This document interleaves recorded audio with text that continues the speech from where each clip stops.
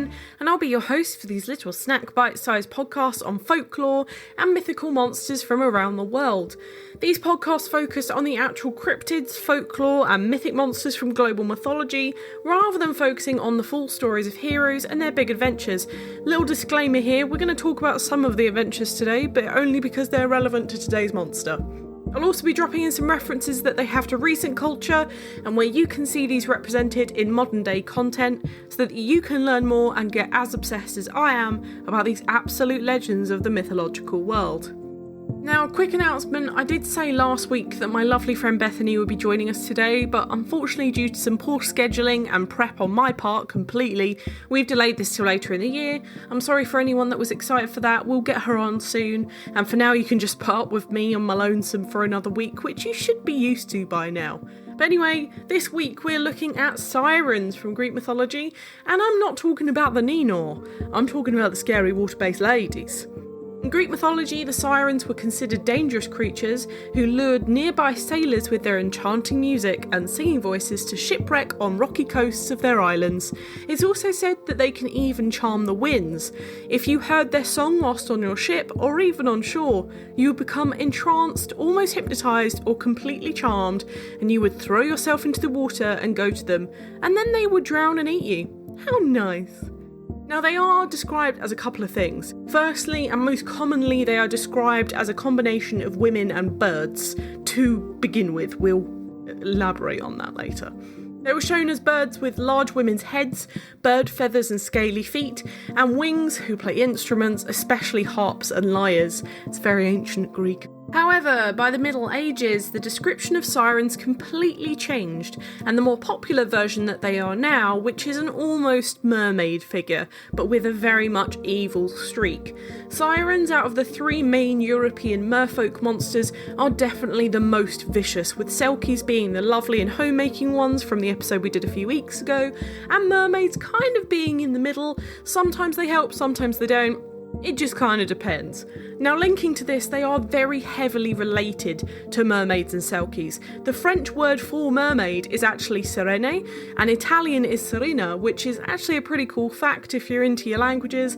But before we carry on, I need to stress to all of you that mermaids and sirens are not the same thing. Because of what I said a minute ago about their aggression and generally vicious nature, whilst mermaids are not generally aggressive, they're much more mischievous and troublesome, but they can sometimes be helpful too. Think of sirens as this horrible, aggressive drowner who will actively try and murder you, whilst mermaids are kind of like the line in Peter Pan, "We were only trying to drown her. Ha ha ha." Sirens can be both male and female, but to be honest, male sirens literally disappeared from all art and content in the 5th century BC, so now they're completely presented as female. The etymology of the word siren is linked to rope or to cord, and the Greek word airo, which means to tie, join or fasten, which also links us to the whole binder and entangler thing. The English word siren very literally means the Ninor noise. I will just say that just as a fun joke. We can link this to sirens though, as they do bind or entangle through magical songs. This could be related to the famous scene with Odysseus, but we'll talk about that later. Now, origin-wise within myth, they're usually listed as the daughters of the river god Achilles, and either by the muse Terpsichore, who is the muse of dance, Melopone, the muse of tragedy, or Calliope, the muse of poetry. Fun fact is that Calliope was also the mother of the famous musician Orpheus, whose dad was Apollo, god of light, but he actually comes into this a bit later. I wouldn't really consider him a hero, to be fair, but he's an interesting bit to the story and is actually quite important to the whole background behind sirens. There are a couple of reasons as to why they're seen as this evil monster. In one telling by Ovid, the sirens were the handmaidens of Persephone. If you didn't know, Persephone is the goddess of spring and later the queen of the underworld. When Persephone was abducted by Hades to become said queen of underworld, Demeter, her mother and the Olympian goddess of the seasons, gave the sirens wings to go and search for her. If you know the myth of Hades and Persephone, which is one of my absolute favourite stories of myth, you'll know that they were unsuccessful and therefore stayed like this forever. In other tellings, it has Demeter cursing the Sirens for not stopping Hades from taking Persephone. Then the Sirens were fated to only live until the mortals who heard their songs were able to pass them by, which, as you can imagine, is quite tricky, but someone did manage to do it. I'll tell you about them later. There's a lot of those in this episode, I will just say that. Now, why did they change from birds to mermaids, I hear you ask? One legend says that Hera, who's queen of the gods, made the Sirens enter a singing contest with the Muses. The Muses obviously obliterated them, as they are literally the Muses, and their prize was to pluck out all of the Sirens' feathers, and then they made crowns out of them, which you can see in some pottery and art of the Muses. The Sirens took their loss pretty bad. They turned sheet white and threw themselves into the sea. And now there are two tellings of this part. One is that they turned into the island Lucae, which means the white ones and is in current day Crete. Other version, and the more fun one, is that they grew tails and became aquatic monsters rather than flying ones. Not sure which one I prefer or would like to bump into, but nonetheless they still had the curse that they would perish if someone survived after hearing their song. Note that down.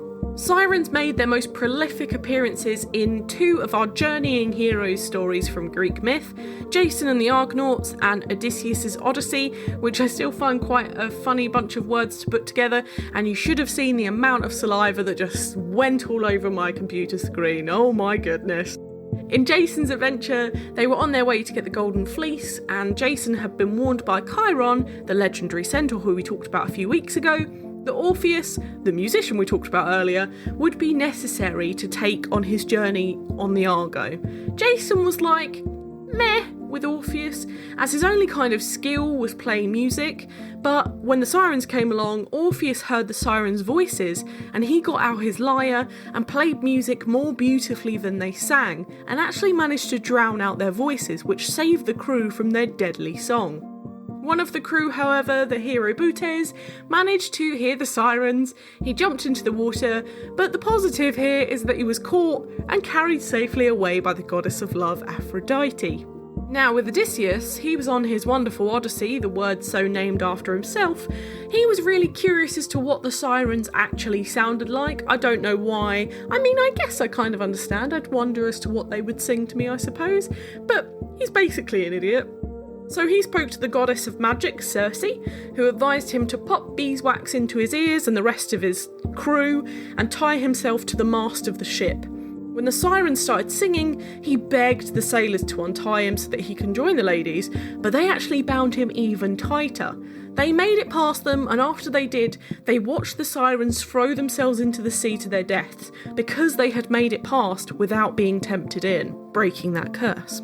On to cultural significance. Now, firstly, I would like to say that this segment was actually quite tricky this week because of the fact that sirens and mermaids are very often put in the same bucket. As I said earlier, they are 100% not the same thing, but it seems producers, writers and directors of crappy articles on the internet and films cannot seem to get that out of their minds. Art-wise, there are a few really famous and lovely paintings. Probably the most famous is The Siren by John William Waterhouse, painted in 1900. There's also The Siren by Edward Armitage, painted in 1888. And there's some cool hero-specific paintings with Odysseus and the Sirens, painted by Leon Belly in 1867, or Ulysses and the Sirens by Herbert James Draper, painted in 1909. I know that's a lot of details, but honestly, 4 paintings, look them up. They're all classic paintings, they're absolutely gorgeous. I really recommend you giving them a look if you're interested in art. For movies, you have the Pirates of the Caribbean movies, specifically the 4th one, which had technically Mermaids and Sirens in. The Lighthouse from 2019 was a psychological horror that starred William Dafoe and Robert Pattinson and was actually black and white, universally debated whether it was any good. I didn't see it because it's scary, so I just voted myself out of that one. There's also a siren horror film called Siren, which came out in 2016. It's got 65% on Rotten Tomatoes, so maybe it's worth the watch if you're into that kind of thing. For TV, you've got the actual Siren series, which I remember specifically looking at and being like, that doesn't look very good. I've not seen it, so I can't judge. If you've watched it and you thought it was good, you recommend it, please let me know and I'll give it a watch. They were also in an episode of Doctor Who, in the old Aquaman series, and in the Australian series Tidelands. For video games, I really struggled to find anything this week. I personally have not played any games really with sirens in.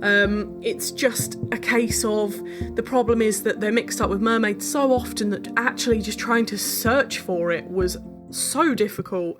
But a good mention is Cala Maria from Cuphead, and in Immortals Phoenix Rising you go to an island of sirens, which is a very awesome game. If you haven't played that, I have played that one, and you're into Greek myth. Unfortunately, that's all I can find on sirens, but if you know any games that you've played and I've missed out here, please let me know. I'd love to hear your recommendations.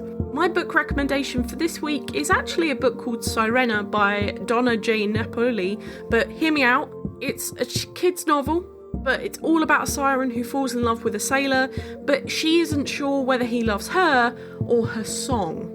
So it's actually a little bit sad, I imagine. But for more tales on the Odyssey or the Argo, have a read of Stephen Fry's Heroes books for a great retelling. They're just always my personal go-to when it comes to Greek myth, but there are a whole load of Greek mythology books and heroes books that will talk about those two and their adventures. Now it's time for Do I Think They Existed? It's always tricky with water-based monsters because, as I said during the Kraken episode 2 weeks ago, we've only discovered about 5% of the world's oceans, meaning literally nothing is impossible to imagine. Mermaids and sirens' existences have actually been debated throughout history and to this current day, and I honestly would not be surprised if either species existed at this rate.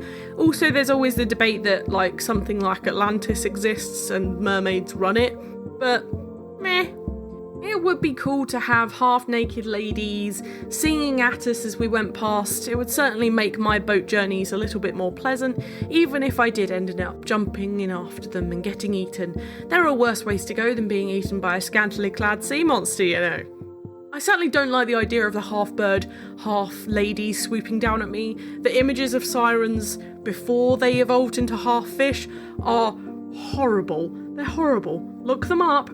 They're just horrible. But birds are still kind of scary. I'm not scared of birds, but I wouldn't not run if there was one coming at me, especially one with the face of a very angry cursed lady. I guess again though, on the whole, it's a link to the ocean being dangerous, but being worth the risk in these ancient times. And I guess the story of them becoming the sirens by not looking after their ward Persephone is an interesting cautionary tale for being a good babysitter. I don't know. When I was babysitting Devilspawn once as a teenager, I locked one of them in the conservatory because he was being vile. And then he told his mum when she got home, and she sacked me. So I'm not particularly the best judge, to be honest. I generally think those sirens are a pretty cool myth monster, if I'm honest. And again, I love Greek monsters. They are my favourite, as everyone knows. And as always, I do love a sea monster, but I've done so many recently, I'm going to back off them a bit. For the next few weeks, we are not going to have a sea monster, or at least one that primarily lives in the sea. But next week, we're sticking around in Europe for the last time for a little while to look at the fearsome basilisk. Yes, the big snake from Harry Potter. Slither into the podcast to find out more about these horrific beasts next Thursday. For now, thank you so much for listening. It's been an absolute pleasure. If you enjoyed this podcast, please give it a rating on the service you're listening on. I've got the Twitter for any questions or suggestions on what monsters to cover next, and I would love to hear from you. The Twitter is @MythMonstersPod, or the Instagram is @MythMonstersPodcast, or you can email me old-fashioned style on mythmonsterspodcast@gmail.com. I also have a TikTok, like a cool modern lady, and it's Myth Monsters Podcast if you have one of those. I do quick myths on Mondays, Monster of the Week reveals on Tuesdays, Monster of the Week facts on Wednesday, and a cool monster guessing game on Thursday, so it's all fun. Also, I'd just like to say as well that this week I've been working on a website for all you guys. It's now up and live. It's literally mythmonsters.co.uk. It's really cool. It's taken me a while to do. I'm very proud of it. There's a link available through the Twitter and the Instagram if you want to go that way. I'm very proud of it. Please give it a look and let me know what you think about it. Really, I'm very proud of myself for managing to do it, to be honest. I also set up a Patreon. No pressure at all in regards to that. Just give it a look. I've set it up at least. So if you feel like supporting this podcast in the costs that I do to get this to you every week, you're very welcome to via that. It will be amazing. I will love you forever. But again, no pressure. I do this for the laughs. I don't do it for anything else. But come join the fun next week. Share this with your pals and they might love me as much as you do. But for now, stay spooky. I'll see you later, babes.